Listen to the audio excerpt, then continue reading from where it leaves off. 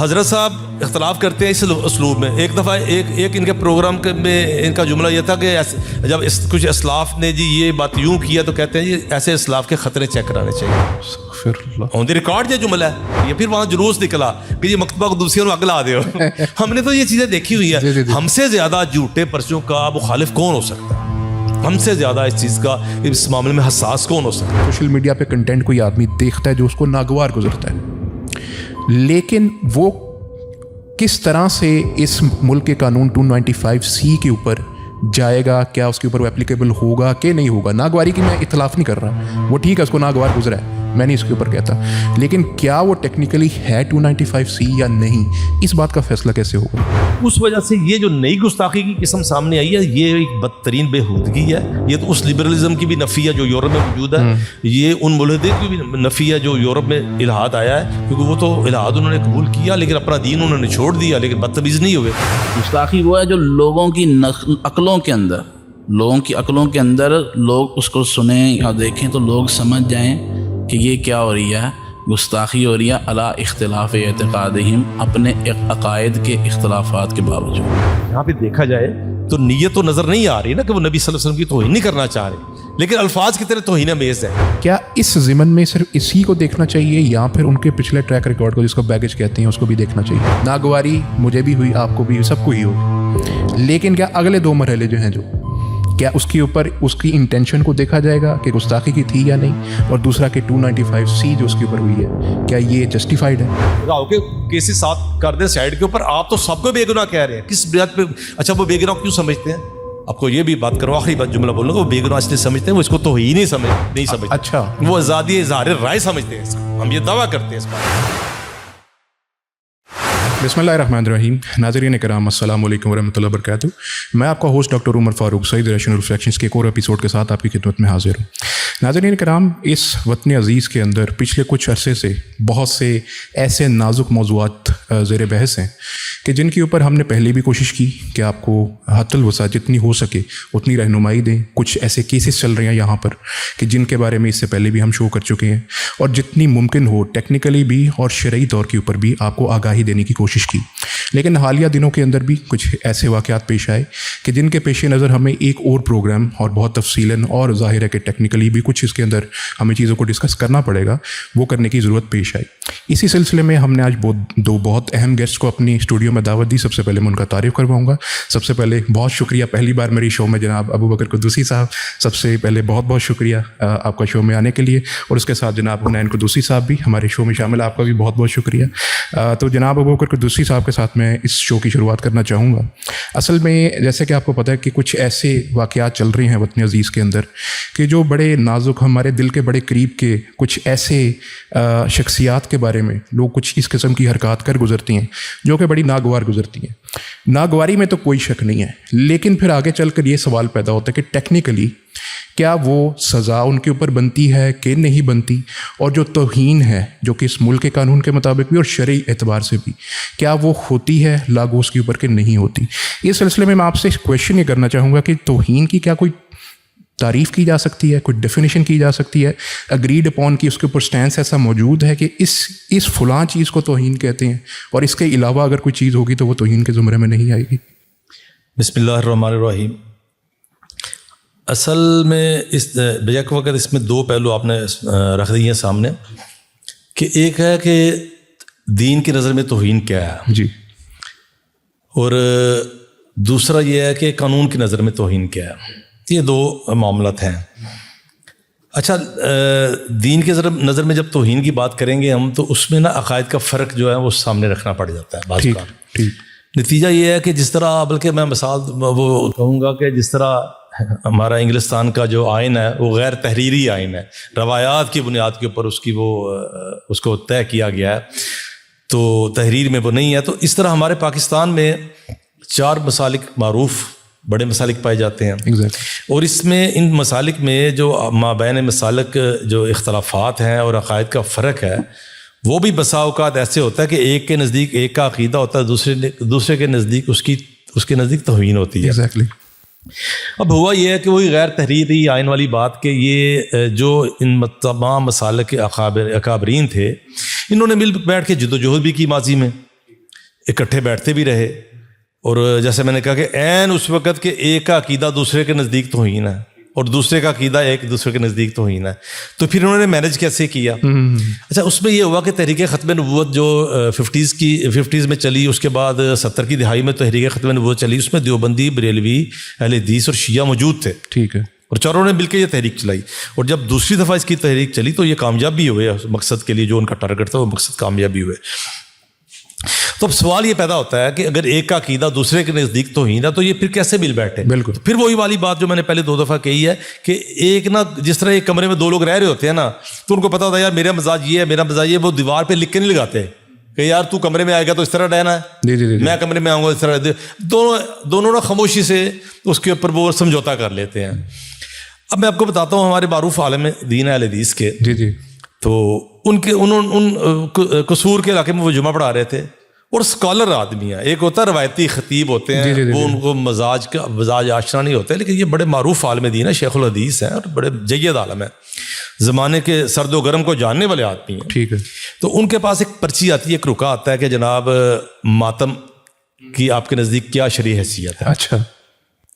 اب مسئلہ یہ ہے کہ یہ کسی بھی اہل حدیث عالم کے پاس, دیوبندی عالم کے پاس یہ پرچی آئے گی تو وہ جواب دے دے گا اپنے مسئلے کے مطابق, لیکن پیچھے ایک شرارت مقصود تھی. اچھا. تو ان سے جب یہ پرچہ آیا تو انہوں نے اپنے مسئلے کے اہل حدیث کے مطابق جواب دے دیا کہ ہمارے اہل حدیث مسئلے کے نزدیک ماتم درست نہیں ہے.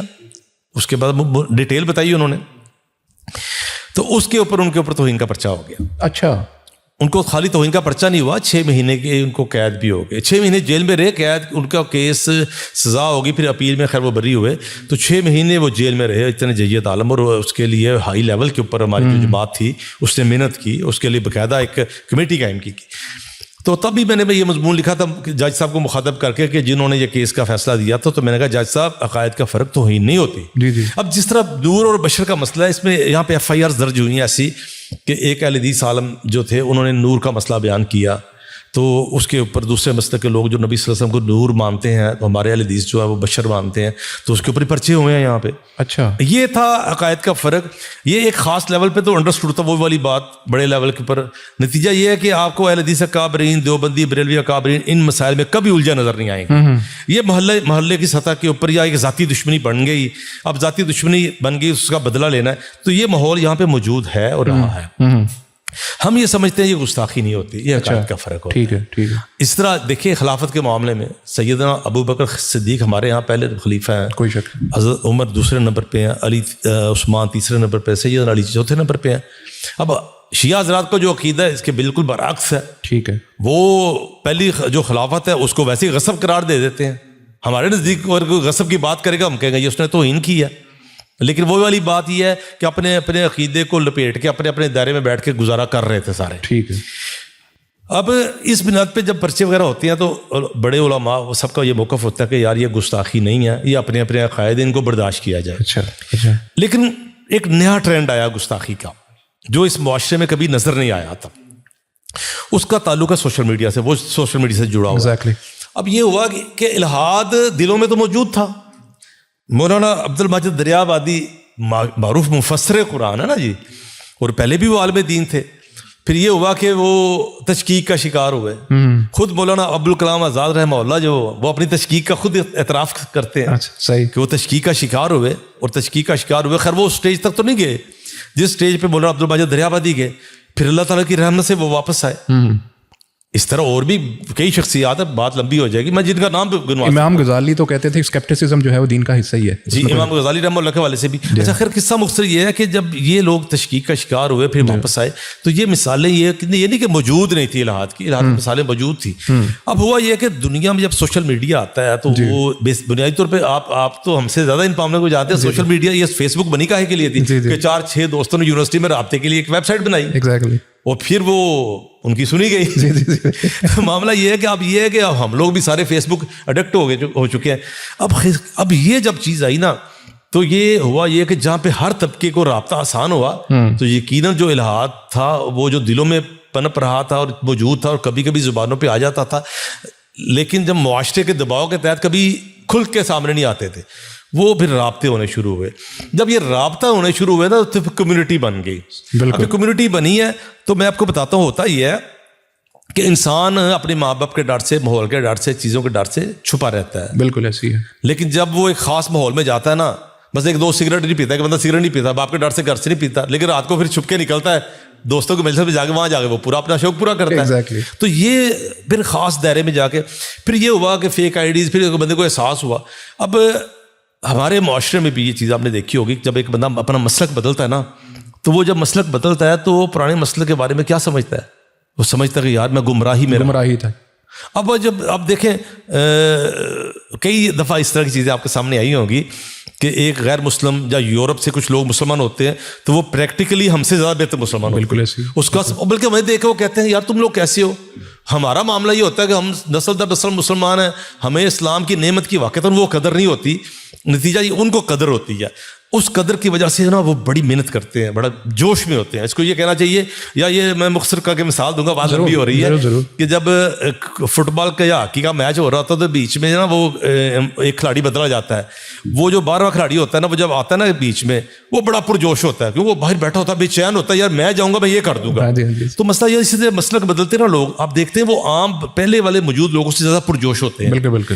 تو یہ جو ہمارے ملحدین ہیں نا, انہوں نے, ان کے دل میں دماغ میں بیماری تھی. جب ان کو ایک پلیٹ فارم ملا, دلوں کی بیماری سامنے آئی, زبان پہ آنا شروع ہوئی, پھر ان کو پتہ چلا فیک آئی ڈیز کے ساتھ بھی, ایون کہ اپنے آئی ڈیز کے ساتھ بھی ہم یہ کچھ بول سکتے ہیں, یا ملک سے باہر نکل جاتے ہیں تب یہ پھر بولنا شروع کر دیتے ہیں. تو یہ گستاخی کی ایک نئی قسم سامنے آئی جس سے معاشرہ آگاہ نہیں تھا. اب جو یہ وقت گزر رہا ہے اور ان کے رابطے بڑھ رہے ہیں, ان کی کمیونٹی بڑھ رہی ہے, اس کے بعد یہ ہے کہ میں یہ سمجھتا ہوں ایویڈنس تو ہمارے پاس اس طرح موجود نہیں ہے کہ بندہ یہ پن پوائنٹ کر کے یہ پیپر آپ کے سامنے رکھتے ہیں, لیکن شواہد موجود ہیں, شواہد موجود ہیں کہ ان کو پھر باہر سے بھی سپورٹ کیا جاتا ہے. اچھا, اس وجہ سے یہ جو نئی گستاخی کی قسم سامنے آئی ہے, یہ ایک بدترین بےہودگی ہے. یہ تو اس لبرلزم کی بھی نفی ہے جو یورپ میں موجود ہے, یہ ان ملحدین کی بھی نفی ہے جو یورپ میں الحاد آیا ہے, کیونکہ وہ تو الحاد انہوں نے قبول کیا لیکن اپنا دین انہوں نے چھوڑ دیا, لیکن بدتمیز نہیں ہوئے. تو یہ وہ اس جوش کے تحت یہ نئی جو بلاسفیمی کا جو معاملہ سامنے آیا ہے, پھر آگے بات ہوئے گی, یہ انتہائی غلیظ صورت سامنے. اچھا, ابھی جہاں تک میں سمجھاؤں, آپ نے یہ بات کہی کہ گستاخی کی دو قسمیں ہیں. ایک وہ جو کہ بین المسالک اس قسم کے کچھ عقائد ہیں جو کہ ایک دوسرے میں جس کے حوالے سے ٹالرنس ہونی چاہیے, لیکن اس کے پہلے بھی پاکستان کی اس سے پہلے کی ہسٹری بھی جب اکٹھے رہتے تھے ٹالرنس ہوتی تھی. لیکن کچھ سوشل میڈیا پہ کور اپ کے ذریعے جس طرح سے کچھ اب آج کل ہو رہا ہے, اور جیسے ابھی تو کیسز بھی چل رہے ہیں, کچھ 400-500 کیسز بھی ہیں جو کہ آن لائن اور اس قسم کی پورنوگرافک نعوذ باللہ جو گستاخی بلاسفیمی ہے اس کے کیسز چل رہے ہیں, وہ الگ کیسز ہیں. یہاں پہ درمیان میں ایک کویشچن پھر آتا ہے کہ وہ کچھ ایسا سوشل میڈیا پہ کنٹینٹ کوئی آدمی دیکھتا ہے جو اس کو ناگوار گزرتا ہے, لیکن وہ کس طرح سے اس ملک کے قانون 295C کے اوپر جائے گا, کیا اس کے اوپر وہ اپلیکیبل ہوگا کہ نہیں ہوگا. ناگواری کی میں اختلاف نہیں کر رہا, وہ ٹھیک ہے اس کو ناگوار گزرا ہے, میں نہیں اس کے اوپر کہتا, لیکن کیا وہ ٹیکنیکلی ہے 295C یا نہیں, اس بات کا فیصلہ کیسے ہوگا؟ دیکھیے اس میں یہ ہے کہ پھر وہی تھوڑی سی بات وہ کوشش کروں گا وہ بات دوبارہ نہ میں کروں, لیکن یہ ہے کہ ایک ہے ایک عقیدے, ایک بندے کے ذاتی عقائد مسئلے کے عقائد اس کو وہ بھی ناگوار گزرے گا, ٹھیک ہے, ڈیفینیٹ. اگر وہ جاتا ہے, ہم نے تو یہ ماضی میں یہ بات کہی تھی, بلکہ مجھے یاد ہے, بلکہ میں نے اس بات کے اوپر کئی دفعہ لکھا بھی کہ ایک دفعہ گجرانوالہ میں اجلاس ہوا تھا ہمارے اہل حدیث علماء کا, اور اس میں ٹاپ کے علماء شریک ہوئے تھے. تو وہاں پہ مشرف دور کے اندر کے ایک قانون میں کوئی تبدیلی کی کوشش کی جا رہی تھی, اس کو نرم کرنے کی, بین الاقوامی دعاؤں کے, آپ کو پتہ ہے بین الاقوامی دعاؤں کے تحت ہمیشہ یہ قانون ان کی نظر میں رہا ہے. تو تب وہاں پہ گفتگو میں نے جب کی تھی تو میں نے یہ بات کہی کہ دیکھیے کہ عقائد کی فرق کے بنیاد کے اوپر اہل حدیث حضرات کے اوپر بھی جعلی پرچے ہوتے ہیں. اب وہ وہی والی بات آ جاتی ہے نا کہ بعض معاملات ایسے سامنے آتے ہیں کہ ایک بندے کو اس لیے ناگوار گزرتا ہے کہ اس کے عقیدے کے تحت, وہی والی بات مثال دے دوں گا, نور بشر کی مثال دے دوں گا میں, کہ ہمارے خطیب صاحب جمعہ پڑھا رہے ہیں نبی صلی اللہ علیہ وسلم کے بارے میں کہ وہ نور نہیں تھے, بشر تھے. اب ایک بندے نے عمر سے بچپن سے اس کے ذہن میں ڈالا گیا کہ نور تھے اور نور تھے. اب اس کے نزدیک وہ تو بڑی گستاخی ہو رہی ہے. تو اگر وہ اس معاملے میں جاتا ہے تو ہم یہ سمجھتے ہیں, اور اب تھوڑا سا مینیج ہو بھی چکا ہوا ہے, یہ کافی زیادہ محنت کے بعد مینیج ہو چکا ہوا ہے کہ یہ اس کی فوراً ایف آئی آر اس طرح درج نہیں ہو جاتی, یہ اچھے لیول پہ جا کے ایف آئی آر درج ہوتی ہے. اور اس کے اوپر تھوڑا سا دیکھا جاتا ہے اس کو کہ یہ واقعتاً توہین ہے بھی ہے یا نہیں بھی نہیں ہے. پھر اس کے بعد یہ ہے کہ عدالتوں میں بھی جا کے تھوڑا سا اس طرح کے معاملات کو ریلیف مل جاتا ہے, جج کو بھی پتہ چل جاتا ہے کہ یہ ایک مسئلے کی تعصب کی بنیاد کے اوپر پرچہ درج کروایا گیا یا اس کی کوئی موجود بھی ہے, یہ معاملات ہو جاتے ہیں. اس حوالے سے اچھا, اس حوالے سے میرا آپ سے کویشچن بھی ہے, ذرا 2 کویشچن ہے بلکہ اس کو آپ پھر باری باری ایڈریس کر دیجیے گا. نمبر 1 کہ یہ تو ہم کیس وائز اسٹڈی کریں گے اس کے بعد, لیکن جو ایک چاروں جو اسکول آف تھاٹس ہے جو ہمارے ہاں پہ ایک پریڈومیننٹلی رائج ہے, کوئی اس سے کم ہے, لیکن کیا اہل سننا کہ ہاں جو گستاخی اس کی جو سزا ہے بلاسفیمی کی, کیا وہ اگریڈ اپون ہے اجماع سے, ایک ہی سزا ہے یا کسی اسکول آف تھاٹ کے نزدیک اس کی کوئی مختلف سزا بھی ہے؟ اور دوسرا سوال جو آپ بعد میں بتا دیجیے گا وہ یہ کہ کیا کسی کے ہاں اس کی کوئی معافی کی گنجائش بھی ہے یا نہیں ہے؟ میں انشاءاللہ دونوں سوالوں کے جواب دوں گا, لیکن ایک میں وضاحت کر دینا چاہتا ہوں کہ یہ جو باتیں جو انہوں نے کی ہیں جی, اللہ کے فضل سے علماء نے بھی جب اس پہ گفتگو کی ہے تو اس بات کو جو ہے نا ملحوظ خاطر رکھا ہے. جیسے شیخ الاسلام ابن تیمیہ رحمہ اللہ کی مشہور کتاب ہے صارم المسلول علی شاتم رسول, یہ گستاخی رسول پہ ننگی تلوار, اس میں انہوں نے تعریف کی ہے کہ گستاخی کی تعریف کیا ہے گستاخی کی تعریف انہوں نے بڑی جامع کی ہے. اچھا, ما فہم من السب فی عقول الناس, گستاخی وہ ہے جو لوگوں کی عقلوں کی عقلوں کے اندر لوگ اس کو سنیں یا دیکھیں تو لوگ سمجھ جائیں کہ یہ کیا ہو رہی ہے, گستاخی ہو رہی ہے علی اختلاف اعتقادہم, اپنے عقائد کے اختلافات کے باوجود, اپنے عقائد کے اختلافات کے باوجود. یعنی یہ نہ ہو کہ کوئی اس کو کہے کہ گستاخی ہے, کوئی اس کو کہے کہ گستاخی نہیں ہے. یعنی جب عقائد کا اختلاف ہوگا تو ظاہر ہے ایک بندہ کہے گا کہ یہ گستاخی ہے, دوسرا کہے گا کہ یہ گستاخی نہیں ہے. عقائد کے اختلاف کے باوجود مختلف عقیدوں کے لوگ جب سنیں سارے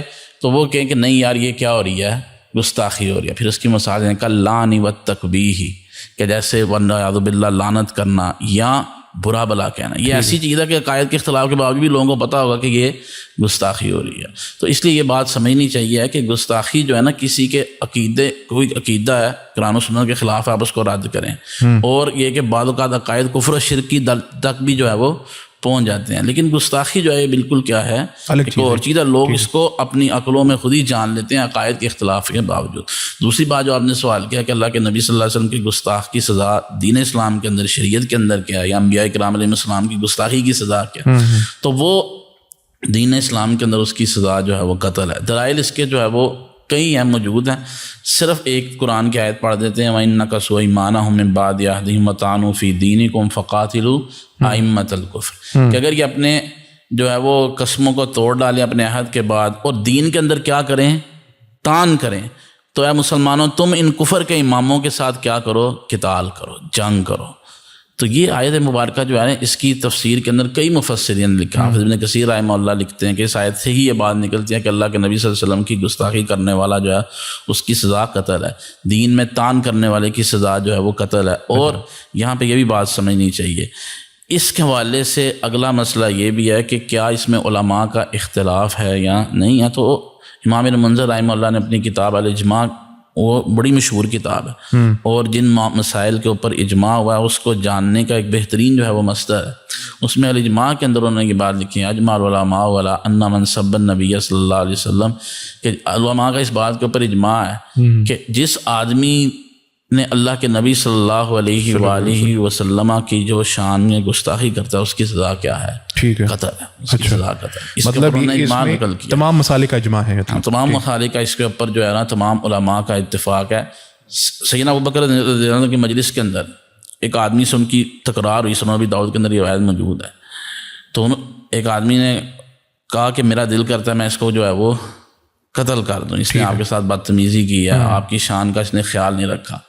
تو کہتے ہیں کہ جب میں نے یہ بات کی, اذهبت کلمتی غضبہ, میرے اس کلمے نے ان کے غصے کو بالکل ٹھنڈا کر دیا, اور وہ انہوں نے مجھ سے علیحدگی اختیار کی, وہ اندر چلے گئے. پھر انہوں نے مجھے بلایا اور پھر انہوں نے فرمایا اگر میں تمہیں کہتا تو کیا تم نے واقعی اس بندے کو مار دینا تھا؟ انہوں نے کہا ہاں, میں نے, اگر آپ مجھے حکم دے دیتے تو میں اسی ٹائم اس بندے کو جو ہے وہ قتل کر دیتا.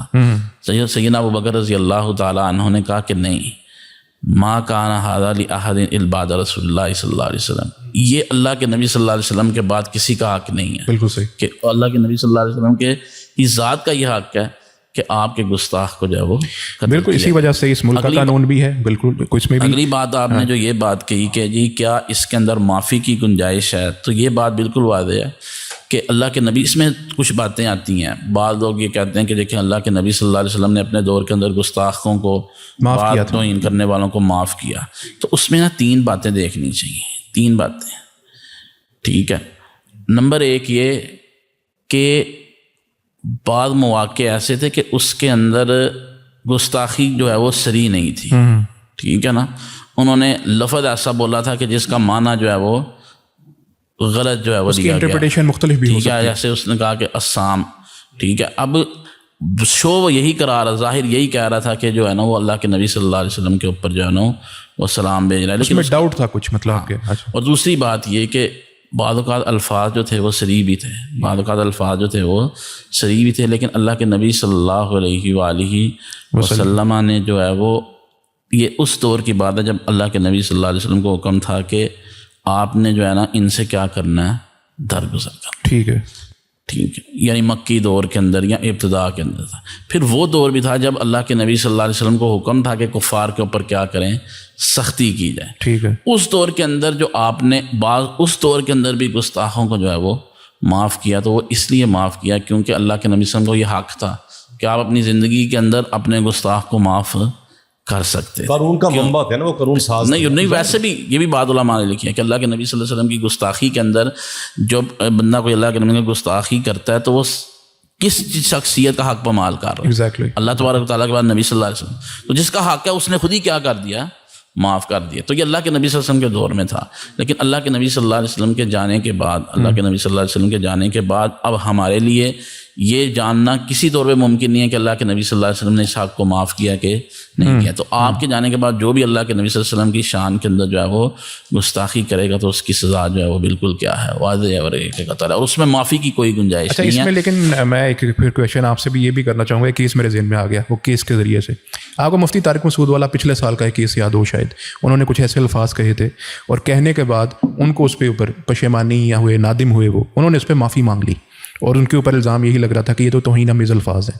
انہوں نے غالباً میرے سننے میں, آپ کریکٹ کیجیے گا کہ مجھے نہیں پتہ اس میں کیا اصول ہے, جیسے کہ حافظ صاحب نے کہا کہ ایسا کوئی مسئلہ نہیں ہے, معافی کی گنجائش نہیں ہوتی, لیکن کہا یہ جاتا ہے کہ حنفی اسکول کے اندر, حنفی اسکول آف تھاٹ میں کوئی ایسا 3 دن والا معاملہ ہے کہ توبہ کروائی جائے یا معافی تو اس کے بعد یہ معاملہ ہو سکتا ہے معافی والا. تو کیا اسی طرح سے ہے مسئلہ اس کے اندر؟ جہاں تک مفتی طارق مسعود صاحب کا تعلق ہے, اس سے پہلے ان سے پہلے وہ جنید جمشید صاحب کا معاملہ بھی ہوا تھا. دیکھیے وہ معاملات جو ہے نا, سچی بات بتاؤں بڑے افسوس کی بات یہ ہے, یہ اسی کا شاخسانہ جو میں نے شروع میں بیان کیا کہ ہمارے یہاں پہ گروہی تعصب کی بنیاد کے اوپر نا یہ مسائل پیش آتے ہیں. مفتی طارق مسعود صاحب نے ایک معافی مانگ لی تھی, انہوں نے معذرت کر لی تھی, اسی طرح جنید جمشید صاحب نے بھی معذرت کر لی تھی. بالکل. لیکن یہ ہے کہ آیا ان کا مقصود توہین تھا, یہ بڑی بنیادی بات ہے کہ آیا ان کا مقصود توہین تھا. میں آپ کو بتاتا ہوں یہ بات. ادھر نا ایک عارف والا کی سائڈ کے اوپر ایک بزرگ تھے, ان کی دکان کے اوپر میلاد النبی کا اشتہار لگا دیا گیا. اچھا. میلاد النبی کا اشتہار لگا دیا گیا. وہ بزرگ جو تھے نا, وہ بزرگ جو تھے وہ اس چیز کو نہیں مانتے تھے. ان کو جو بھی تھا, جس نے بھی لگایا تھا اسے بھی نظر رکھی ہوئی تھی, تو ان کا اشتہار, انہوں نے اشتہار جب اتار دیا ان کا, تو وہ آگے پکڑ لیا انہوں نے کہ جی توہین کی ہے, تشدد کیا, وہ بزرگ کو مار دیا گیا. وہاں پہ ہجوم اکٹھا ہو گیا نا. اس طرح کے بڑے واقعات ہیں نا اس طرح کے. اب معاملہ یہ ہے کہ کیا وہ جو بزرگ جنہوں نے اشتہار اتارا تھا ان کا مقصود توہین تھا؟ مقصود توہین تو نہیں تھا مقصد, ان کے عقیدے کے خلاف ضرور تھی وہ چیز. یہ اسی طرح جنید جمشید صاحب کا واقعہ جو پیش آیا تھا, ان کے الفاظ نامناسب تھے, تو اس طرح مفتی طارق مسعود صاحب کے معاملات بھی اس طرح ہی تھے. تو لیکن مقصد ان کا مقصود تو توہین نہیں تھا. یہ چیز تو دیکھنے پڑے گی نا. لیکن یہ ٹیکنیکلی اچھا اس ٹرمینالوجی کو نا قانون میں کہتے ہیں منظریہ, کہ آپ کو دیکھنا پڑتا ہے کسی نے اگر کوئی کسی پہ الزام لگا کسی جرم کا, کیا اس کی انٹینشن تھی وہ کام کرنے کی کہ نہیں تھی. لیکن پبلک انٹرسٹ کے جو معاملات ہیں اس کے اندر منظریہ کو قانون کے مطابق وہ کہتے ہیں اپلائی نہیں ہوتا. کہ اگر آپ نے پبلک انٹرسٹ کو ہرٹ کیا ہے تو اس کے اندر آپ کی انٹینشن نہیں دیکھی جائے گی, آپ کے اوپر وہ کارروائی ہو سکتی ہے, یہ قانوناً بات ہے. تو یہاں پر شرعی طور پہ میں آپ سے اس پہ اختلاف نہیں کروں گا, وہ تو میں نے آپ سے جیسے کہا کہ شاید حناف کے نزدیک کوئی 3 دن والا اصول بھی ہے, مجھے نہیں, میں آپ کو بتا جی ہاں آپ ضرور آپ صاحب جو بتائیں. بات ہے نا وہ ہے اگر کوئی اللہ کے نبی کی گستاخی نہیں کسی اور وجہ سے مرتد ہوتا ہے, ٹھیک ہے نا, اچھا کوئی اور تو گستاخ بھی تو مرتد ہو جاتا ہے نا, گستاخ مرتد ہوتا ہے, لیکن گستاخ کے اندر ایسا نہیں ہے. گستاخ کی سزا کیا ہے؟ قتل ہے. وہ مرتد بھی ہوتا ہے وہ لیکن مرتد بھی ہو جاتا ہے, وہ مرتد بھی ہو جاتا ہے, لیکن جو اس کو قتل کیا جا رہا ہے وہ بطور حد ایک علیحدہ سے سزا ہے. اچھا ٹھیک ہے, وہ بطور حد اس کی ایک علیحدہ سے سزا ہے. وہ اس کو مرتد تو اگر دوبارہ مسلمان ہو جائے گا تو حد کیا ہو جائے گی؟ ختم ہو جائے گی. ختم ہو جائے گی. لیکن اگر گستاخ جس نے اللہ کے نبی صلی اللہ علیہ وسلم کی گستاخی کی ہے اس کی سزا اس کو حد ملنی ہے, ہر صورت میں ملنی ہے. اگر وہ دوبارہ مسلمان ہو جاتا ہے, اگر دوبارہ یعنی اس نے گستاخی کی, جب اس کو سزا دینے لگے تو اس نے مسلمان ہو گیا, اس نے کہا کہ میں نے غلط کیا اور میں جو ہے دوبارہ اسلام قبول کرتا ہوں, میں اللہ اس کے رسول کو مانتا ہوں, ایسے جملے بھی کہہ دیے جس سے اس کا اسلام ظاہر ہوتا ہے. اب اگر تو واقعی وہ کیا ہے, سچے دل سے کیا ہو گیا, مسلمان ہو گیا, تو عند اللہ اس کا اسلام قبول ہے. اچھا عند اللہ اس کا اسلام قبول ہے, لیکن اس کو حد جو اللہ کے نبی صلی اللہ علیہ وسلم کی گستاخی کی سزا ہے وہ اس کو لازماً ملے گی. اچھا اگر توبہ بھی کر لے بندہ, توبہ بھی کر لے پھر بھی اس کو, اللہ کے ہاں قبول ہے. تو اچھا اللہ کے ہاں کیا ہے, آخرت میں اس کی پکڑ نہیں ہے, آخرت میں اس پہ پکڑ گا, توبہ سچی ہے. اللہ کے ہاں توبہ ہر گناہ کی قبول ہے, لیکن دنیا کے اندر اس کو سزا جو ہے وہ ملے گی. ایسے ہی جس طرح دوسرے جرائم ہے, ایک بندہ قتل کر کے جاتا ہے, عدالت سے گیا مجھے, اس کو پھر بھی عدالت معاف تو نہیں کرے گی. مرتد کے معاملے میں یہ ہے کہ اگر مرتد توبہ کر لیتا ہے, مرتد کے جو ہے وہ توبہ کر لیتا ہے, توبہ کا مطالبہ کیا حکمران نے, اس نے توبہ کر لی, اس کی حد جو ہے اس کی وہ توبہ جو ہے وہ حد بھی ختم ہو جائے گی, حد قبول ہو گیا, وہ مسلمان شمار ہوگا. اچھا دوبارہ مسلمان. اچھا اس مرتد کے بارے میں جو ہے نا یہ فقہا نے یہ بات کی ہے کہ اگر کسی کا کوئی شبہ تھا وہ اس سے اسلام سے پھر گیا تو 3 دن جو ہے نا اس کو رکھا جائے گا, اس سے جو ہے نا توبہ کروائی جائے گی. 3 دن زیادہ بھی مل جاتے زیادہ, ٹھیک ہے, اور بعض اوقات کم بھی ہو سکتا ہے. یہ حالات دیکھتے ہوئے فیصلہ کیا جائے گا, اس کے شبہات کو زائل کر کے جو ہے نا اس کو مسلمان, بشرط یہ کہ اس نے کوئی گستاخی نہ کی. گستاخی نہ کی. سیدنا عمر رضی اللہ تعالیٰ عنہ سے تو ثابت ہے کہ ایک صحابی نے جو ہے نا وہ مرتد کو قتل کیا اور مہلت نہیں دی. جیسے سیدنا عمر رضی اللہ تعالیٰ عنہ نے تھوڑی سی ناراضگی کا اظہار کیا, بلکہ روایات میں یہ بھی ہے کہ آپ نے کہا کہ تم نے اسے اچھے کھانا ہی کھلانے تھے اور دین کی طرف راغب کرنا تھا, وہ توبہ کر کے جو ہے وہ مسلمان ہو جاتا. یہ بہتر تھا اس سے کہ بنسبت یہ کہ تم نے اتنی جلدی جو ہے وہ حد اعتدال لگائی. اس میں نیت کا جو معاملہ آپ کہہ رہے تھے نا, میں اس طرح کی مثالیں اور بھی موجود ہیں. اچھا مثلا ویسے دیکھیں میں بتاؤں, ایک مشہور واقعہ یقیناً آپ جانتے بھی ہوں گے کہ ایک شخص جو تھا صحرا میں نکلا ہوا تھا, نبی صلی اللہ علیہ وسلم کی حدیث ہے, غلطی سے اس نے کہہ دیا صحرا میں نکلا تھا, اس کا سواری جب گم ہو جاتی ہے تو اس کو زندگی کی امید بھی ختم ہو جاتی ہے, تو پھر وہ لیٹتا تو اس کی سواری آ جاتی, تو وہ کیا لفظ بولتا ہے, اللہ تعالیٰ کو کہتا ہے تو میرا بندہ تھا, میں تیرا رب. حالانکہ یہ لفظ دیکھیں, یہ لفظ جملے کفری ہے نا جی. ہاں جی, ہاں جی. کیا وجہ ہے کہ وہ جوش محبت میں اس طرح کی اس نے بات کر دی, جذبات میں آج اس نے بات کر دی. لیکن یہ ہے کہ اس کے بعد اگلا مرحلہ یہ ہے, مسئلہ یہ ہے, مسئلہ جو ہے نا وہ یہاں پر آئے گا کہ کیا ہم اسی موقف کو ہر ایک کے اوپر اسی طرح اپلائی کریں گے یا پسند ناپسند کے بندے کے اوپر فرق کر لیں گے. میں کوئی مثال ناپسند کی بنیاد کے اوپر فرق ڈالنا بڑی زیادتی والی زیادتی کی بات ہے. اب آپ کو پھر میں مثال دیتا ہوں.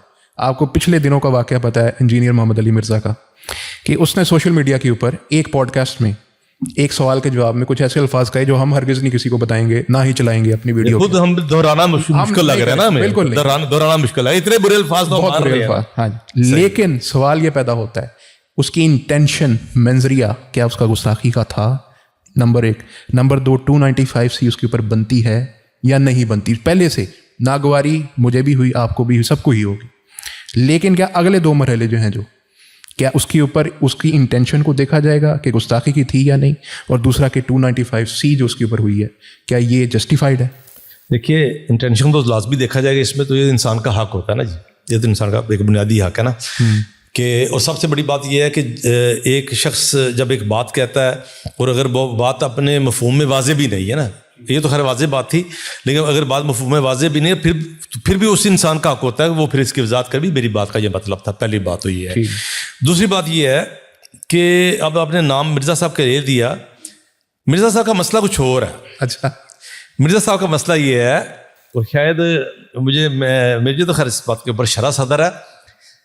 اب معاملہ یہ ہے کہ اسی پوڈ کاسٹ میں مرزا صاحب سے ایک اور سوال بھی ہوا. اچھا, ایک سوال تو یہ ہوا نا جو انہوں نے عیسائیوں سے منسوب کیا کہ وہ نبی کریم صلی اللہ علیہ وسلم کے بارے میں یہ کہتے ہیں. ٹھیک ہے. تو عیسائی جو ہیں وہ ایک دم پریشان ہو گئے, اس لیے کہ وہ جس ماحول میں رہتے ہیں, جس معاشرے میں رہتے ہیں, اس ماحول میں ان کے نام پہ ایک ان کے نام کے اوپر ان کے ماتھے پر ایک ٹیکا لگا دیا جائے کلنک کا اس طرح کا کہ یار یہ اس طرح سمجھتے ہیں ہمارے نبی کے بارے میں. تو اس معاشرے میں خاص طرح کی جہالت بھی پائی جاتی ہے, جذباتیت بھی پائی جاتی ہے. ہر بندہ تو نہیں صاحب علم ہوتا کہ ان مسائل کے اوپر اس کا وہ رسوخ بھی ہو اور اس کے اندر اتنا فہم بھی موجود ہو کہ رد عمل کیسے دینا ہے. تو عیسائی برادری کے جو بڑے رہنما تھے وہ پریشان ہوئے, اور کم از کم برصغیر کی حد تک جہاں اردو بولی سمجھی جاتی ہے وہ پریشان ہوئے, ان کی پوزیشن ایک دم نازک ہو گئی. اب ایکچوئل کیا تھا کیا نہیں تھا وہ ایک الگ بحث ہے. مرزا صاحب کو کہنا چاہیے تھا یا نہیں کہنا چاہیے تھا وہ ایک الگ بحث ہے, لیکن اس وقت انہوں نے کہا جی ہمارا یہ عقیدہ نہیں ہے, تو یہ انہوں نے کلیئر مطلب اپنی بات کی. اب معاملہ یہ ہے کہ اسی پوڈ کاسٹ میں ایک اور سوال بھی ہوتا ہے. اچھا. وہ جو میزبان ہیں وہ صاحب جو ہے میں ان کو نام نہیں جانتا, لیکن وہ انہوں نے کہتے ہیں کہ جی مرزا صاحب کے بارے میں مرزا صاحب کو مخاطب کرتے ہوئے جی آپ کو آپ کی اکیڈمی کے دائیں بائیں جو آپ کے محلے کے لوگ ہیں وہ آپ کو 2 نمبر بندہ کہتے ہیں. اچھا. یہ لفظ بول رہے ہیں 2 نمبر بندہ کہتے ہیں. تو انہوں نے کون کہتے ہیں, انہوں نے کہا جی وہ آپ کے دائیں بائیں جو بھی انہوں نے پھر آگے محلے والے سامنے والے میں ابھی کوئی ملا تھا مجھے اس نے بھی یہ بات نیبرہڈ کے کچھ لوگ. اچھا ٹھیک. خیر یہ انہوں نے امپریشن دیا کہ جی آپ کے تو علاقے کے لوگ, اب اس کا بڑا اچھا جواب دیا جا سکتا تھا, اچھے انداز میں جواب دیا جا سکتا تھا. اب مرزا صاحب نے کیا جواب دیا مجھے نہیں پتا کہ یہ پروگرام اگر چلا سکے تو کمال ہو جائے. انتہائی نامناسب جواب دیا. اچھا. انتہائی ہلکا جواب دیا اور عقل اور شعور سے ہٹ کے جواب دیا. نہ اس میں عقل تھی نہ شعور تھی اس جواب میں, نہ فہم تھا اور نہ معاشرے کی نزاکتوں کو جان رہے ہیں. ایک بندہ یار ایک بندہ صرف T V channel camera podcast اور کیمرے کے پاس آپ بیٹھ جاتے ہیں, تو کیا یہ ذمہ داری نہیں ہوتی انسان کی کہ آپ نے کیا بات کرنی ہے. اچھا چلیے, اب جب آپ کو 4 بندے سننے لگ جاتے ہیں, 4 بندے آپ پڑھتے ہیں, آپ بولتے ہیں, آپ لکھتے ہیں اور آپ کو 4 بندے فالو کرتے ہیں, تو آپ کی ذمہ داری بڑھ نہیں جاتی کہ آپ اس معاشرے پہ اثرات مرتب کر رہے ہیں. اچھا جب آپ بار بار کہتے ہیں, میں نے ان کو بہت زیادہ سنا تو نہیں ہے لیکن میں نے کئی دفعہ یہ جملے اس طرح کے سنے ہیں چھوٹے موٹے جو ان کے پروگرامز میں کہ جی میرے اتنے فالوورز, میرے اتنے ملین فالوورز, بلکہ اس طرح کے جملے بھی انہوں نے بولے ہیں کہ بعض انبیاء بھی آئے تو میرے فالوور دیکھ کے پریشان حیران ہو جائیں. استغفر اللہ. مطلب یہ تو ان کا مزاج ہے نا, یہ تو ان کا مزاج ہے نا کہ وہ بات جب کرتے ہیں. اس میں بھی میں آؤں گا تھوڑی دیر کے لیے.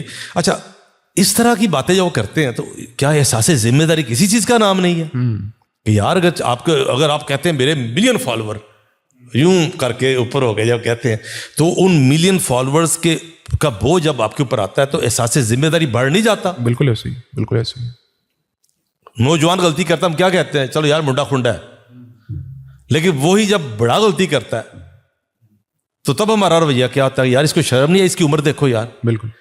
ایک بندہ 10 فالوور لے کے بیٹھا ہوا وہ کوئی اس طرح کی فضول حرکت کرے گا تو اس کو کوئی جانتا ہی نہیں ہے, دیکھتا ہی نہیں ہے. لیکن جب ایک بندہ ملین کی رٹل گئی, اچھا خیر اسی جب انہوں نے اس کو کہا کہ آپ کو تو محلے کے لوگ 2 نمبر کہتے ہیں, یہ کہتے ہیں, آپ یقین کیجئے اتنے نامناسب لفظ وہاں بھی نبی کریم صلی اللہ علیہ وسلم کی مثال دے رہے ہیں. وہ استغفر اللہ. وہاں بھی وہ الفاظ جو بول رہے ہیں نبی کریم صلی اللہ علیہ وسلم کی مثال دے کے کہہ رہے ہیں کہ جی 8 ارب مسلمان, 8 ارب دنیا کی آبادی ہے, اس میں 2 ارب مسلمان ہیں, باقی 6 ارب نبی پاک کے بارے میں بھی یہ باتیں کرتے ہیں, اس طرح کی باتیں کرتے ہیں. اب وہ بہتر یہ وہ وہیں پہ سنا جائے, میرا دل نہیں کر رہا دہرانے.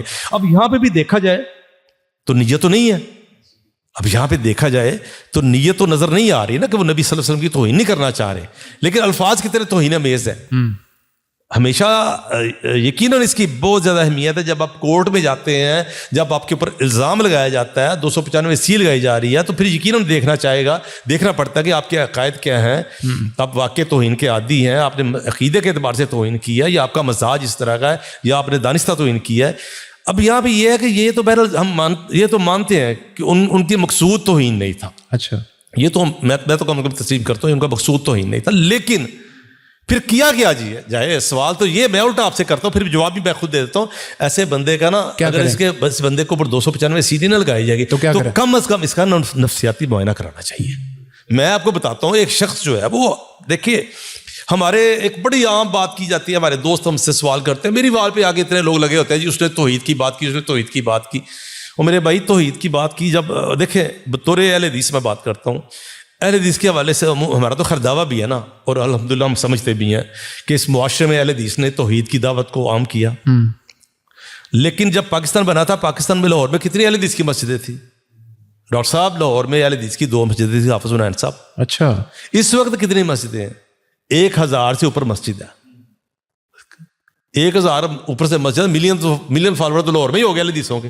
لیکن یہ ہے کہ اس کا مطلب یہ ہے کہ توحید کی دعوت میں یہ کوئی یکتا نہیں ہے موصوف کہ ان سے پہلے اس معاشرے میں توحید کا کوئی بات نہیں کرتا تھا, توحید کا کوئی پرچم نہیں لے جاتا تھا.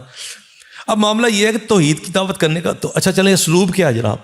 اختلاف کا اسلوب حضرت کا کیا ہے؟ میں نے جو یہ بات کی ہے کہ ان کا مسئلہ یہ نہیں ہے, ان کا مسئلہ یہ ہے کہ ان کو نفسیاتی معائنہ کروایا جائے. حضرت صاحب اختلاف کرتے ہیں اس اسلوب میں. ایک دفعہ ایک ان کے پروگرام میں ان کا جملہ یہ تھا کہ جب کچھ اسلاف نے جی یہ بات یوں کیا تو کہتے ہیں جی ایسے اسلاف کے خطرے چیک کرانے چاہیے. آن دی ریکارڈ یہ جملہ ہے کہ ایسے اسلاف کے خطرے چیک کرائیں. اب اسلاف کی تعریف کریں نا, کیوں جی صاحب اسلاف سے کیا مراد ہے؟ آپ میں سب سے پہلے صحابہ آتے ہیں, پھر تابعین آتے ہیں, سب سے پہلے صحابہ آتے ہیں, پھر تابعین آتے ہیں, تبع تابعین آتے ہیں, پھر ائمہ محدثین آتے ہیں. اب یہ اختلاف کر رہے ہیں. دیکھیں ایک بندے کو اختلاف کا اسلوب بھی نہیں پتا تو وہ بندے کو تو چیک کرانا چاہیے نا معاملہ. اور پھر یہ تو میں نے 1-2 باتیں کی ہیں نا, اس طرح کی 20 مسائلیں موجود ہیں. سیدنا ابو بکر کے بارے میں ایک دن کہنے لگے جی سیدنا ابو بکر اگر دوبارہ دنیا میں اگر آ جائیں تو سقیفہ بنی سعدہ میں اپنے فیصلے کے اوپر ضرور پچھتاوے کا شکار ہوں یا اپنے نظر ثانی کریں, یا یہ کہ یار کوئی ایک بات ہوتی ہے, کوئی شخصیت آپ سے بچتی ہے, کوئی بندہ بچا تو ہے آپ کی زبان سے. تو بات وہ آپ نے فرمایا کہ 295 لگتی یا نہیں لگتی, 295 لگے یا نہ لگے, یہ تو بہرحال علماء کا کام ہے کہ علماء بیٹھ کے اس کے اوپر جائزہ لیں کہ ان کا ٹریک ریکارڈ کیا ہے. یا پھر یہی کہوں گا ہم یہ سمجھتے ہیں کہ بہرحال وہ تو ان کی نیت سے انہوں نے نہیں کیا, لیکن ایک احتیاط ہوتی ہے, مثال دینے میں بھی ایک احتیاط لازم ہوتی ہے. کیا اس قسم کے معاملات میں یا کوئی بھی معاملہ ہو, کیا کیس کو کیس وائز دیکھا جائے گا یا پھر اس کے ٹریک ریکارڈ کو دیکھا جائے گا؟ یہ بھی بڑی اہم ٹیکنیکل سوال ہے حالانکہ, کہ اس کیس میں جس کے اندر ان کو ڈیٹین کیا گیا ہے, 295C ان کے اوپر لگائی گئی ہے FIR کے اندر, ایک پرٹیکولر واقعہ ہے اور اس کے اندر ایک پرٹیکولر ورڈ ہے جو کہ FIR کے اندر درج بھی ہے. کیا اس ضمن میں صرف اسی کو دیکھنا چاہیے یا پھر ان کے پچھلے ٹریک ریکارڈ کو جس کو بیگیج کہتے ہیں اس کو بھی دیکھنا چاہیے؟ میں بتاتا ہوں. پہلی تو بات ایک کلیئر ہونی چاہیے کہ ان کے اوپر 295C FIR درج ہوئی ہے. ٹھیک ہے.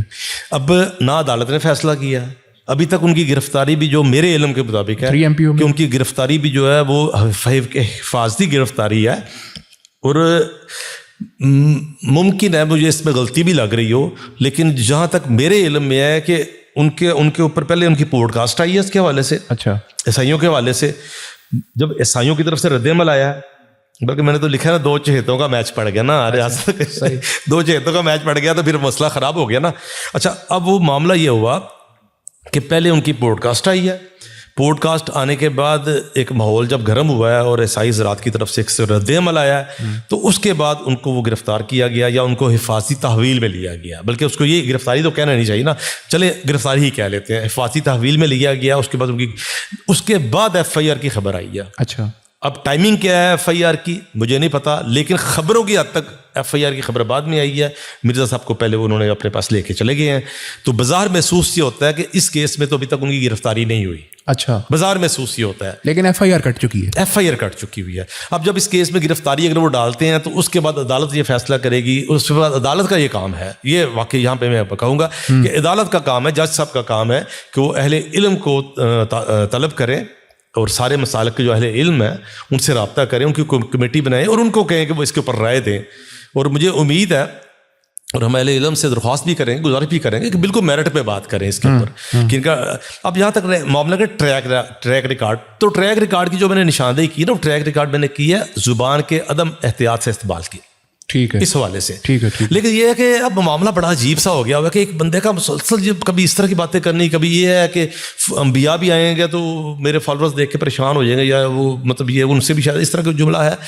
تو اس طرح کے معاملات بڑے عجیب ہیں. اصل میں نا یہ میرے سوال کا ایک مقصد تھا, وہ میں آپ کو بتا دیتا ہوں. 295C کے حوالے سے جو کہ جیسے ہم نے پہلے ڈسکس کیا کہ بلاسفیمی کے کافی کیسز آلریڈی اس ملک میں چل رہے ہیں, جو کہ نعوذ باللہ بالکل جینوئن اور ایسے لیول کے پورنوگرافک بلاسفیمی ہے جو کہ بندہ بول بھی نہیں سکتا. تو کچھ لوگ جو ہے اس کے اوپر بھی آپ کو پتہ ایک طبقہ ہے جو کہ بلاسفیمی پروٹیکشن گینگ کا ہے, جو کہ کہتے ہیں کہ آپ کے کیس جھوٹے ہیں. یہاں تک کہ میں نے ایک انٹرویو کے اندر سنا, ایمان مزاری جو ان کی وکیل ہیں وہ کہتی ہیں جی آپ اللہ کا خوف کریں, انہوں نے اللہ کا نام لے کر کہا کہ آپ کے مقدمے جھوٹے ہیں. انہوں نے باقاعدہ یہ چیز انٹرویو کے اندر کہی. تو وہ لوگ جو ہیں وہ کہتے ہیں کہ آپ ایسے بندے کو جس کو آپ نے ڈیٹین کیا ہوا 295C کے اندر, جس کی انٹینشن ہی نہیں تھی, سب کو پتہ ہے, جیسے آپ نے بھی کہا کہ چیک کرنی چاہیے کہ اس کی انٹینشن تو نہیں لگ رہی, تو آپ کے جو دیگر مقدمات ہیں وہ بھی اس سے کیا متاثر نہیں ہوں گے؟ کیا اس پہ بھی لوگ شک نہیں کریں گے؟ دیکھیے ہم تو خود اس معاملے میں مظلوم ہے اس حوالے سے. میں نے جب شروع میں کہا تھا کہ آج سے کئی سال پہلے میں نے باقاعدہ تحقیق کی تھی اور کتنے ہی حدیثوں کے اوپر بھی پرچے درج ہوئے تھے.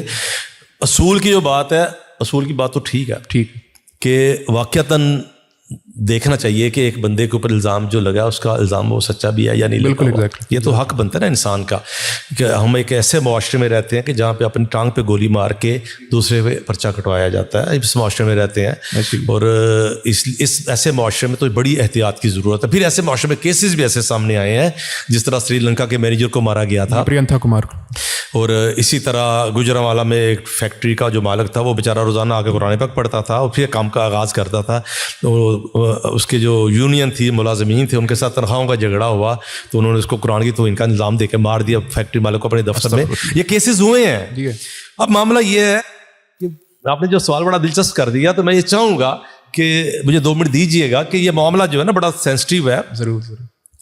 کہ بعض کا یہ ہوتا ہے کہ جھوٹے پرچوں کے پیچھے نا سچے قاتل بھی بھاگنے کی کوشش کرتے ہیں. یہ بات ہے. اب یہاں پہ حساسیت ہے کہ اب جھوٹے جو پرچے ہوتے ہیں وہ اس معاشرے میں ہم مانتے ہیں, تسلیم کرتے ہیں. میں نے تو آغاز اس گفتگو سے کیا تھا کہ ہمارے اوپر ہوئے ہیں. خود میرے چھوٹے بھائی کے اوپر ایک کتاب کی عبارت کے اوپر دہشت گردی کا پرچہ ہو چکا ہوا ہے. ہم نے تو خود بھگتا ہوا ہے.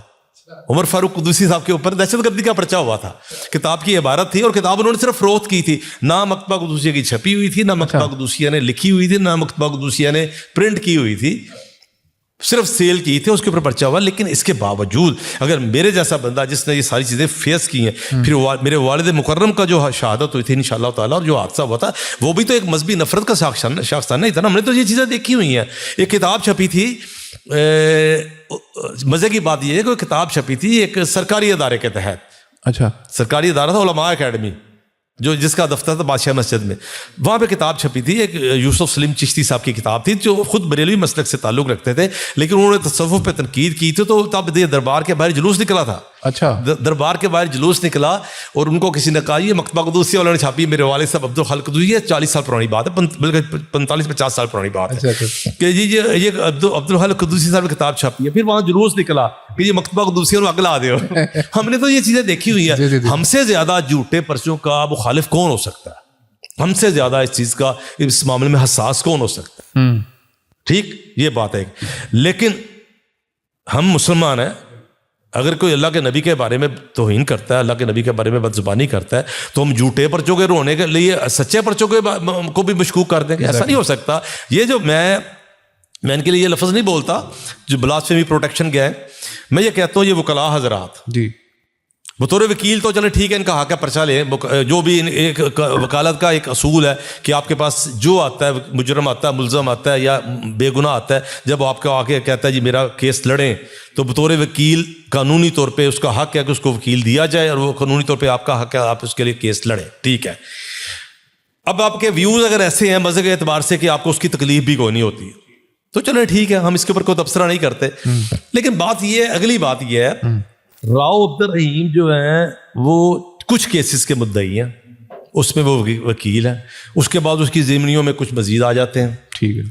اب یہ جو ہمارے وکلاء حضرات ہیں جنہوں نے یہ ٹرینڈ چلایا سیو 400 لائفز, یعنی کہ اندازہ کریں انہوں نے اب 400 کیسز کا انہوں نے ٹرینڈ چلایا. میں نے بار بار یہ سوال بھی کیا اپنی تحریر میں کہ دیکھیے جی چلے تسلیم کر لیا راؤ عبد الرحیم جو ہے وہ بلاسفیمی بزنس گینگ ہے. ٹھیک ہے.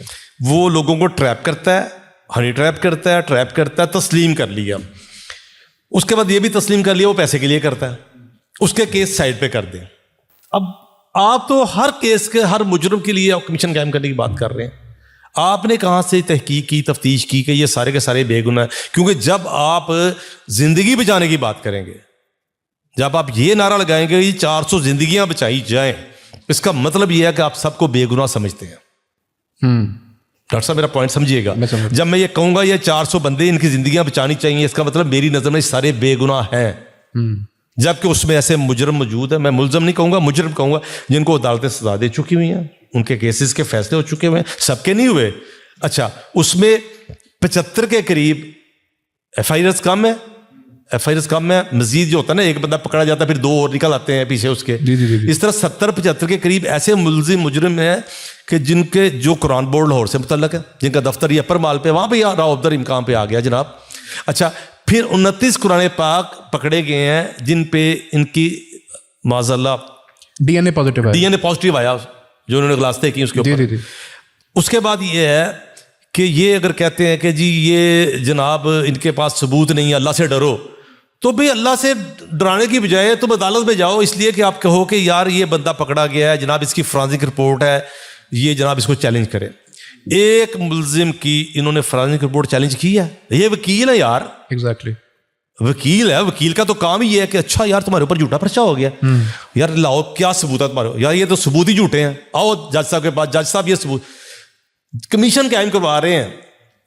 ایک بھی ملزم کے فرانزک رپورٹ چیلنج کیوں نہیں کر رہے؟ ایک وہ مولوی صاحب کا معاملہ جو ویڈیو بنائی انہوں نے, اصل میں جذباتی مول بنایا ہوا انہوں نے, یہ لوگوں کو جذباتی کر دیا.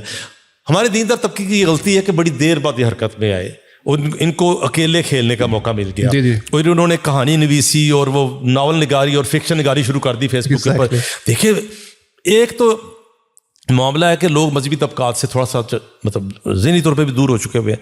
اچھا, معاملہ یہ ہوا کہ یہ ایک ماحول بن گیا, اس ماحول کی وجہ سے ایک بڑی کمپین چل گئی. ٹھیک ہے, آج حالت یہ ہو چکی ہے اس کمپین کے اس ماحول کی وجہ سے لوگوں نے اپنا ذہن بنا لیا. ان کو بندہ کہنا یار کوئی یہ فلاں جی ملزم ہے کہ یار اس کی جو کیس 70 صفحے کی فائل ہے, فرانزک رپورٹ بنی ہوئی ہے, یہ 8 ماہ سے کر رہا ہے, تو اس کی رپورٹ چیک کرا لو. یہ کوئی سوال ہی نہیں کرتا. تو انہوں نے کسی ایک ملزم کی یا مجرم کی انہوں نے رپورٹ چیلنج کیوں نہیں کی عدالت میں کہ جی اس کو ہم فرانزک کرانا چاہ رہے ہیں. اچھا, اگلی بات بتاتا ہوں. جج صاحب نے ایک جگہ بڑی عجیب بات کی.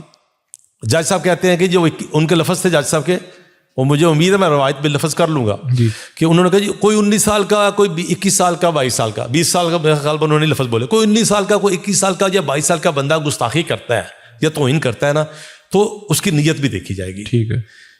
جج صاحب کو پتا تھا اس بات کا کہ یہ کیسز جو ان کے ٹیبل پہ رکھے ہوئے ہیں وہ اس طرح کے کیسز ہیں. میں بتاتا ہوں کس طرح کے کیسز ہیں. وہ اس طرح کے کیسز تھے کہ ایک بندہ پکڑا گیا, اس کا موبائل کی فرانزک ہوئی, وہ 8 مہینے سے لگا ہوا ہے. ٹھیک ہے, 8 مہینے سے گند کر رہا ہے, کوئی سال سے گند کر رہا ہے, کوئی 2 سال سے گند کر رہا ہے, کوئی 6 مہینے سے گند کر رہا ہے. یار ہنی ٹریپ تو یہ ہوتا ہے کہ ایک بندے کو, جس طرح انہوں نے عوام کو متاثر کر کے کہانی سنائی کہ جی ایک بندے کو ایک دفعہ میسج آیا کسی لڑکی کی طرف سے, اس نے کہا کہ یہ تم نے مجھے کیا بھیج دیا, اس نے کہا واپس بھیجو. اس نے اس کو بلاک کر دیا اور اس کو یہ جو کہانی بنائی ہوئی ہے نا ایک دفعہ.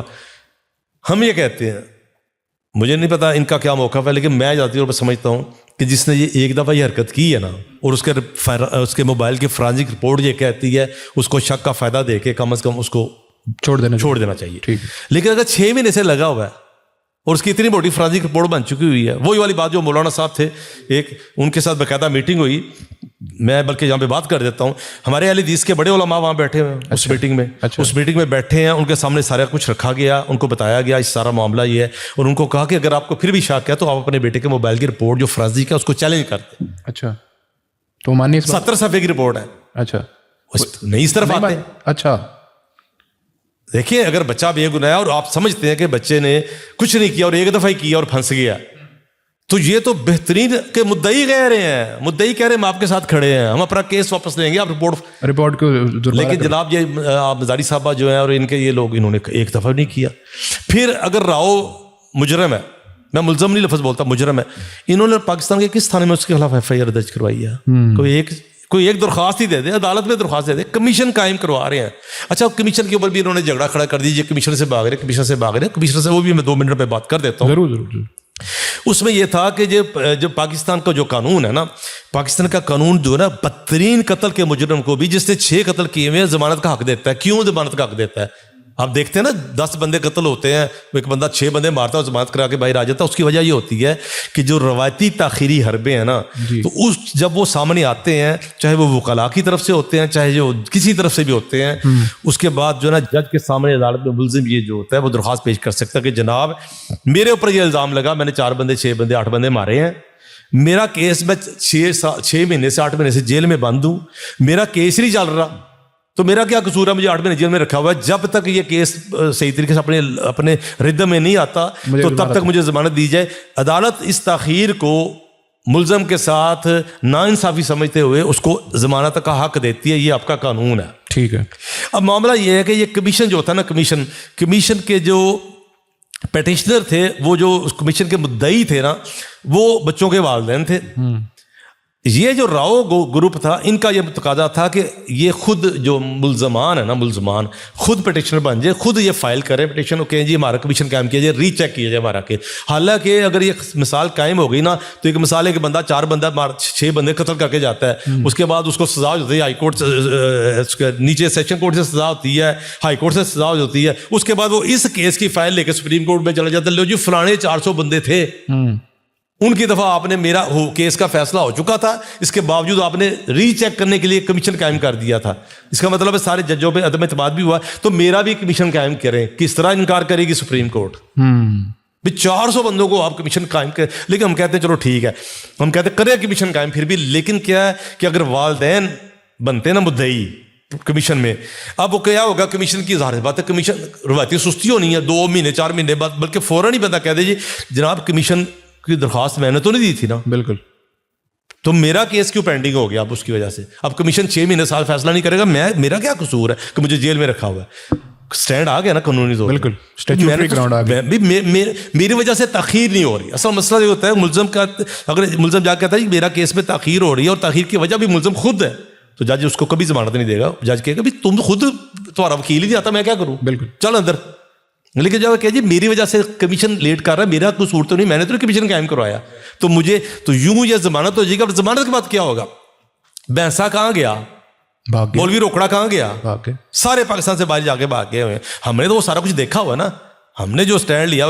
مجھے لوگ کہتے ہیں, ایک بندہ کہتا جی اللہ کرے تمہارے خاندان کے اوپر گستاخی کے پرچے درج ہو. میں کہا یار میرا ابا ماریا گیا, میرے پر آتے گستاخی کا پرچہ درج ہوا, اور کنے درج کرانا ہے. میں کہ اصل مسئلہ یہ لوگوں نے یہ چیزیں دیکھی نہیں ہوتی, لوگ جذباتی ہو جاتے ہیں. ہم نے تو دیکھا نا سارا کچھ. اب معاملہ یہ ضمانت ہوئے گی, یہ سب بھاگ جائیں گے, ان کا ٹارگٹ ہی ضمانت ہے. اور جو فکشن نگار اور ناول نگار اور کہانی نگار کہہ رہے ہیں جی کہ کمیشن قائم کیا جائے, ان کا بھی ٹارگٹ ضمانت ہی ہے. ایگزیکٹلی. وگرنہ ہم کہیں گے جی ٹھیک ہے جی راؤ کے کیسز ساتھ کر دیں سائڈ کے اوپر, آپ تو سب کو بے گناہ کہہ رہے ہیں, کس بات پہ؟ اچھا وہ بے گناہ کیوں سمجھتے ہیں؟ آپ کو یہ بھی بات کروں, آخری بات جملہ بولوں گا, وہ بے گناہ اس لیے سمجھتے ہیں, وہ اس کو توہین نہیں سمجھتے. اچھا, وہ آزادی اظہار رائے سمجھتے ہیں اس کو, ہم یہ دعویٰ کرتے ہیں اس بات. صحیح. اچھا آپ صاحب, یہ تو ماشاء اللہ آپ نے بہت اس کو کر دیا ایکسپلین, لیکن ایک جو میں نے ان سے پہلے کویشچن کیا تھا, میرے ذہن میں ایک سوال آیا کہ جس سارے مسئلے کی وجہ سے جو انجینئر مرزا علی کا والا جو مسئلہ بنا ہوا ہے, وہ جو سوال تھا نا جو پوڈ کاسٹ کے اندر جو ڈسکس ہو رہا تھا, وہ یہ تھا جو کرسچنز ہیں, اسلام نے جوز اور کرسچن جو یہودی اور مسیحی ہیں ان سے نکاح کو جائز قرار دیا ہوا ہے, جبکہ اس کے جواب میں اس نے پھر ساری یہ کہانی سنائی, اور اس کے جواب میں اس نے ایسے الفاظ کا جو اس کو نہیں کہنا چاہیے تھے. تو اب لیکن یہ کویشچن پیدا ہوتا ہے کہ اسلام نے اصل میں اس کی کیا حکمت ہے, کہ اسلام کیوں الاؤ کرتا ہے اہل کتاب سے نکاح کو, اس کی حکمت اس کے پیچھے کیا ہے؟ دیکھیں, ایک تو یہ بات سمجھنی چاہیے کہ ہر یہودی ہر عیسائی وہ اللہ کے نبی صلی اللہ علیہ وسلم کا گستاخ نہیں ہوتا ہے. ٹھیک ہے. گستاخی کسے کہتے ہیں؟ جو اللہ کے نبی صلی اللہ علیہ وسلم کی شان کے اندر الفاظ یا اشارے کرنے سے یا ہاتھوں کے اشارے سے یا کسی اور ایسے یعنی ایکشن سے وعدے کرے کہ وہ اللہ کے نبی صلی اللہ علیہ وسلم کی کیا کر رہا ہے, گستاخی تو توہین کر رہا ہے, گستاخی کر رہا ہے. وگرنہ اگر اس بات میں اسی بات کو بنیاد ہے تو یہ تو سارے عیسائیوں کا عقیدہ ہے, عیسیٰ علیہ السلام کے ساتھ وہ اللہ تبارک و تعالیٰ کو شریک بناتے ہیں. ٹھیک ہے, تو یہ بھی اللہ تبارک و تعالیٰ کے معاملے کی جو ہے وہ شریک جو ہے وہ بے ادبی ہے اور اللہ تبارک و تعالیٰ کی گستاخی ہے. اصل بات ہے جو بات سمجھنے والی ہے وہ یہ ہے کہ اگر کوئی عیسائی اپنے کسی ایکشن سے یا یہودی اپنے کسی ایکشن سے اللہ کے نبی صلی اللہ علیہ وسلم کی شان کے اندر گستاخی کرتا ہے, اس کے ساتھ یا کوئی عیسائی عورت ایسے کرتی ہے, اس کے ساتھ نکاح تو دور کی بات ہے, اس کی تو شرعی سزا ہی کیا ہے, قتل ہے. اس کو تو زمین میں زندہ رہنے کا حق کی شریعت نے نہیں دیا ہے. ہاں, جو عیسائی ہمارے ساتھ رہتے ہیں صرف یہ نہیں کہ گستاخی نہ کریں, صرف یہ نہیں کہ گستاخی نہ کریں, بلکہ مسلمانوں کے ساتھ جو ہے وہ جو ہے وہ امن کے ساتھ رہ رہے ہیں، مسلمانوں کے ساتھ یعنی کہہ لو کہ اچھے انداز کے اندر رہ رہے ہیں، ایسے عیسائی عورتوں اور ایسی یہودی عورتوں کے ساتھ مسلمان مرد کو اجازت ہے کہ وہ کیا ہے نکاح کر سکتے ہیں. ٹھیک ہے.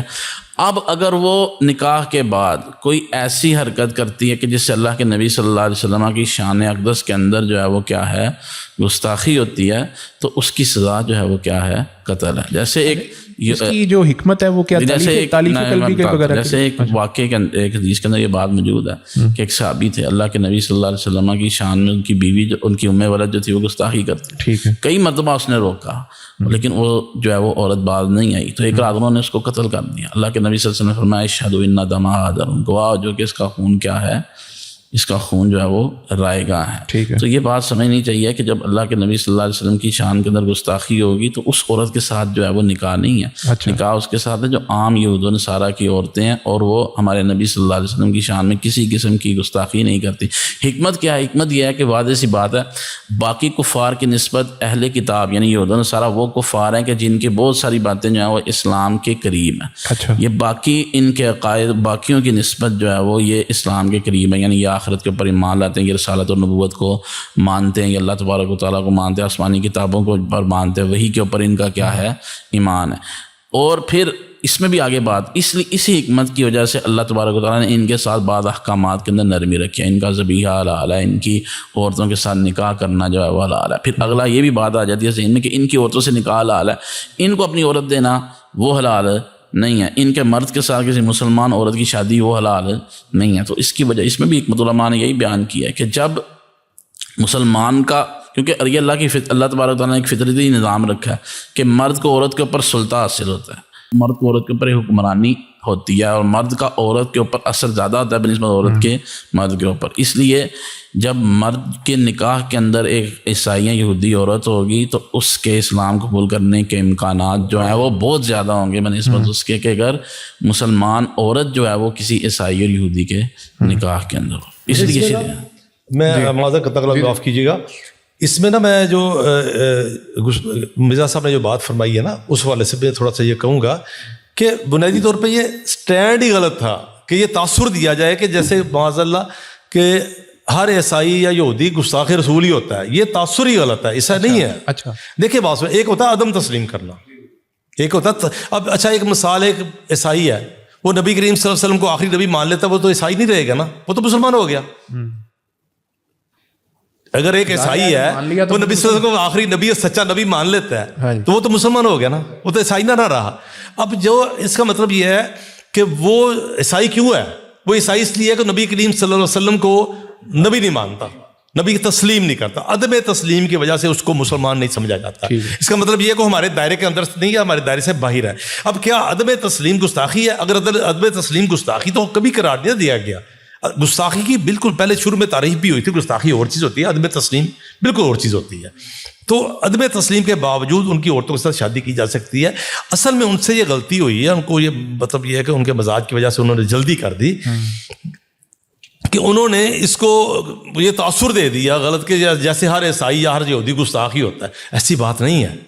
یہ بھی بات سمجھ جائے گا، عدم تسلیم کا مطلب یہ نہیں ہے کہ نعوذ باللہ وہ وہی سمجھتا ہو جو مرزا نے کہا ہے. اچھا وہ مجھے جہاں تک اگلی بات ہے وہ عیسائی ایسے ہے جو عدم تسلیم کے باوجود نبی صلی اللہ علیہ وسلم کا احترام سے ذکر کرتے ہیں، سیرت کے اوپر کتابیں لکھی ہیں یار انہوں نے.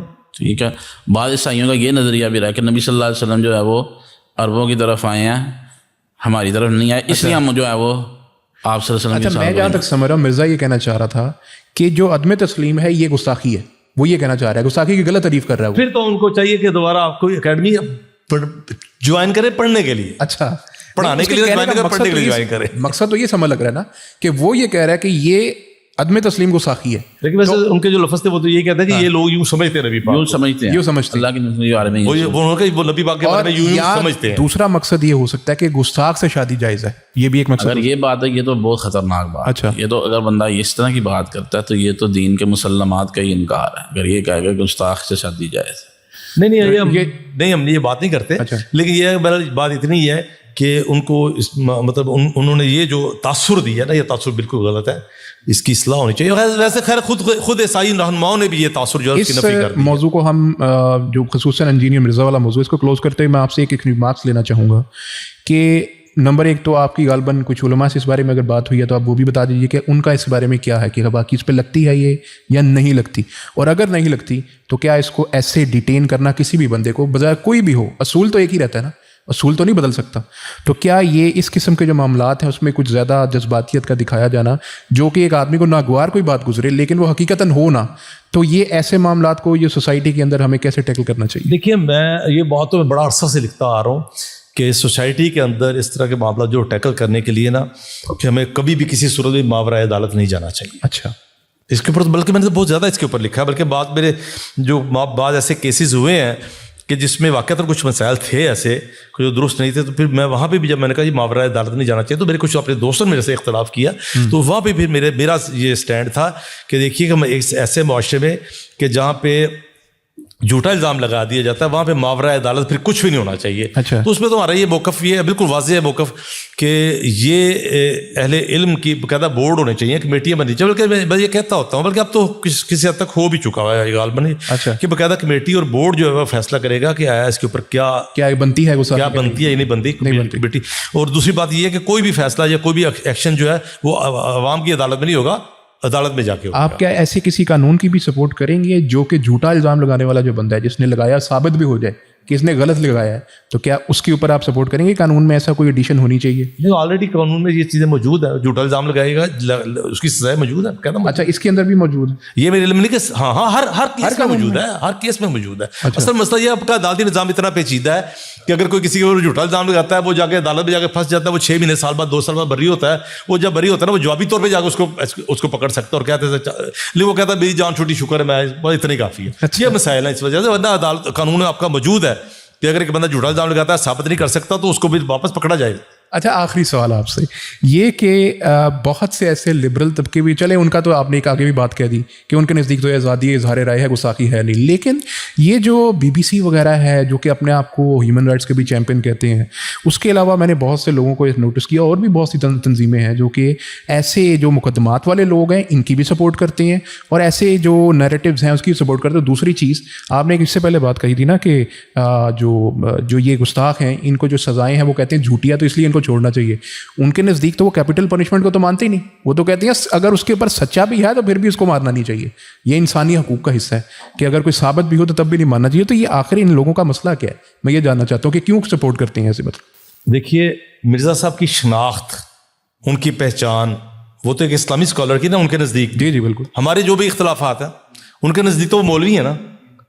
اب کیسی دلچسپ بات یہ ہے کہ ایسا طبقہ جو مولوی کی شکل دیکھتا ہے تو اپنی نفرت کا اظہار کیے بغیر نہیں رہ سکتا. ایک ایسا طبقہ جو پگڑی دیکھتا ہے اس کا مذاق اڑاتا ہے, جو ہماری جو ٹوپی والا برقع پہنتی عورتیں اس کو شٹل کا برقع کہہ کے مذاق اڑاتا ہے.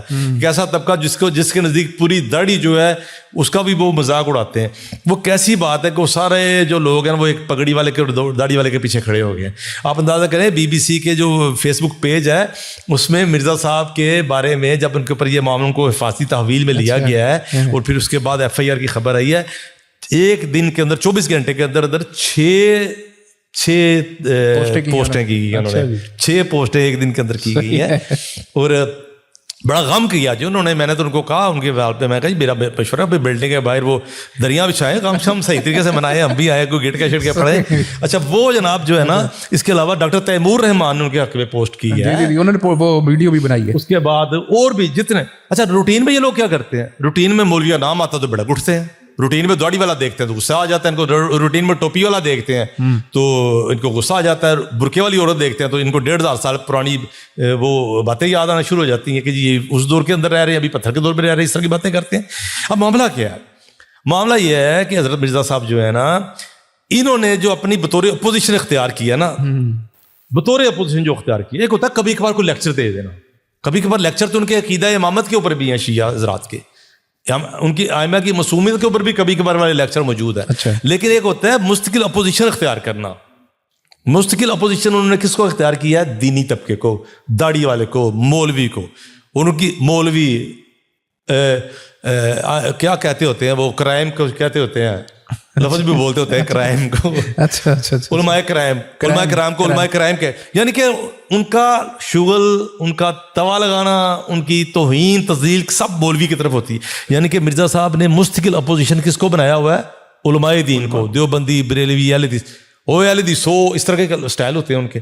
اچھا سب کو پھر ان کے جو بزرگ گزر گئے ہیں ان کی علمی غلطیاں کس انداز میں پیش کرتے ہیں, انتہائی برے طریقے سے. تو اچھا معاملہ یہ ہے, جو بات میں آپ کو نقطہ جو سمجھانا چاہتا ہوں, ٹائم بھی کافی ہو گیا, آخری بات کرتے ہوئے کہ چونکہ وہ طبقہ جو ہے وہ داڑھی ٹوپی مولوی سے بہت نفرت کرتا ہے, انہوں نے دیکھا کہ یار ایک ایسا بندہ جس کا اپنا بھی حلیہ یہی ہے, وہ ہر وقت مولویوں کو برا بھلا کہتا ہے, مولویوں کی توہین کرتا ہے, تذلیل کرتا ہے, تو دشمن کا دشمن دوست ہوتا ہے. صحیح ہے. تو وہ اس دوستی کو نبھا رہے ہیں اور سارے نکل آئے اس کی وجہ سے. اس کی وجہ یہ ہے. صحیح ہو گیا, بہت بہت شکریہ. الحمدللہ ہم نے اس موضوع کو بہت تفصیل سے ڈسکس کیا, اور یہ بھی کہ اس کے اندر جو معاملات تھے اس میں ہم نے ایک اصول بیان کر دیا ناظرین کے لیے بھی, کہ کوئی بھی شخص ہو اصول ایک ہی رہتا ہے, اور اس صورت کے اندر بھی ہم یہ ضرور کہتے ہیں, اور اس کے اندر ہم نے برملا بھی کہا کہ جو بھی یہ شخص ہے اس کی آگے اس سے پہلے کی جو بھی بیانات ہیں, اس سے پہلے کی جو بھی چیزیں یہ کہتا رہے, بلا شبہ اس میں کوئی شک نہیں ہے کہ اس کو, ایسے کو دوسری صاحب نے کہا کہ سائیکیٹرک کوئی ٹریٹمنٹ کی بھی ضرورت ہے. اس سلسلے میں ہم بھی اپنی خدمات پیش کر سکتے ہیں, کسی اور اگر یہ اچھے ڈاکٹر کو بھی دکھانا چاہیں اس کے لیے بھی ہم حاضر ہیں, ایسا کوئی مسئلہ نہیں ہے. یہ بہت روٹین کے معاملات ہیں, آنے والے وقت میں اس کی اور بھی اہمیت کا اندازہ آپ کو ہو جائے گا. لیکن میں یہ بھی ضرور کہوں گا کہ ایسے معاملات کے اندر ہمیں احتیاط سے کام لینا چاہیے, دونوں پارٹیز کو, جس کے اوپر کوئی الزام لگا ہو اور جس نے لگایا ہو, کیونکہ ایسے جو معاملات ہیں وہ پھر آپ کو پتہ ہے انٹرنیشنلی ان کو بڑی ان کی لے دے کی جاتی ہے, اور بلا فضول میں ایک معاشرے کا جو ہے وہ اس کے اندر بدامنی بھی اس میں ہو سکتی ہے. تو اس لیے پیشنس سے کام لیں, اس ملک کے سسٹم کو اسٹرانگ کریں, اور اس پہ یقین رکھیں کہ آپ ہی کے لوگوں کے تعاون سے یہ مضبوط ہوگا, اور انشاءاللہ امید ہے کہ معاملات اچھائی کی طرف جائیں گے. اسی کے ساتھ مجھے اجازت دیجیے گا. السلام علیکم ورحمۃ اللہ وبرکاتہ.